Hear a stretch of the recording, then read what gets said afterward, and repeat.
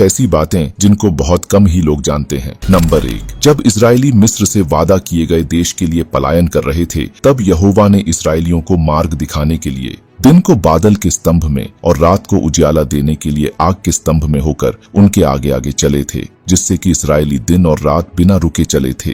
Number 2, Bible केवल धार्मिक कहानियों का संग्रह या विभिन्न लोगों के धार्मिक अनुभवों का संकलन नहीं है। बाइबल हमें उत्पत्ति किताब से लेकर प्रकाशित वाक्य तक घटित मूल घटनाएं, सच्ची घटनाओं को बताती है। नंबर 3, मैथुशेलह, जो हनोक का पुत्र, लेमेक का पिता और नूह का दादा था। उसका जीवन काल बाइबल में उल्लेखित सभी लोगों की तुलना में सबसे लंबा रहा, जो आश्चर्यजनक रूप से 969 वर्षों तक जीवित रहा था, जबकि पृथ्वी का पहला मनुष्य आदम 930 वर्षों तक जीवित रहा। मैथुशेलह बाइबल में उत्पत्ति की पुस्तक, पहला इतिहास और लूका के सुसमाचार की वंशावली में उल्लेखित है। नंबर 4, शिमशोन के पास अपार शक्ति और उसके साथ ईश्वर का आशीर्वाद था। उसे ईश्वर के आज्ञा के अनुसार अपने बाल नहीं काटने थे और शराब मदिरा नहीं पीना था। लेकिन जब शिमशोन को दलीला नाम की एक महिला से प्यार हो गया, तो उसने अपनी ताकत का राज दलीला को बता दिया, जो वह पलिश्तियों से शिमशोन के ताकत का राज जानने के लिए धन ली हुई थी। जिस दिन शिमशोन ने अपने ताकत का राज दलीला को बताया,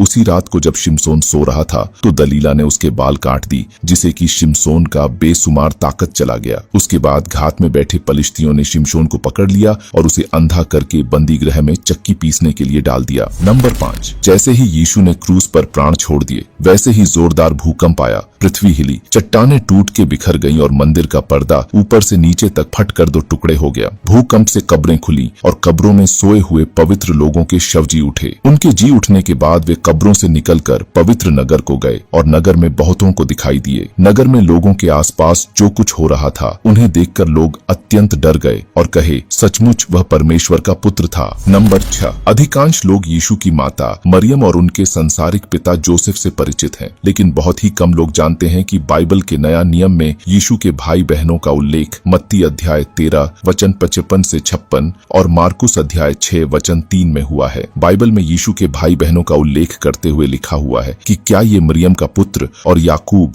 यूसुफ, यहूदा और शमोन का भाई नहीं है? क्या उसकी बहनें हमारे बीच नहीं रहती हैं? इस वचन में यीशु के परिवार की गतिशीलता की एक परत को जोड़ी गई है। नंबर 7, यीशु के जन्म से सदियों पहले भविष्यवक्ता यशायाह ने एक ऐसे मसीहा की भविष्यवाणी करते हुए अपने पुस्तक यशायाह 53 में कहते हैं, एक मसीहा जो मानवता के पापों का बोझ उठाएगा, धोखा दिया जाएगा, गिरफ्तार किया जाएगा, निंदा किया जाएगा, थूका जाएगा, कोड़े मारे जाएंगे और मृत्यु दिया जाएगा, लेकिन फिर 3 दिन बाद वह जीवन में वापस आएगा। क्या आप बता सकते हैं कि यशायाह की यह भविष्यवाणी किस मसीहा के बारे में था? अगर आपको पता है तो कमेंट करके जरूर बताएं। आखिर में अगर आप भी मेरी तरह यीशु मसीह से प्रेम करते हैं तो कमेंट में आमीन टाइप करना न भूलें।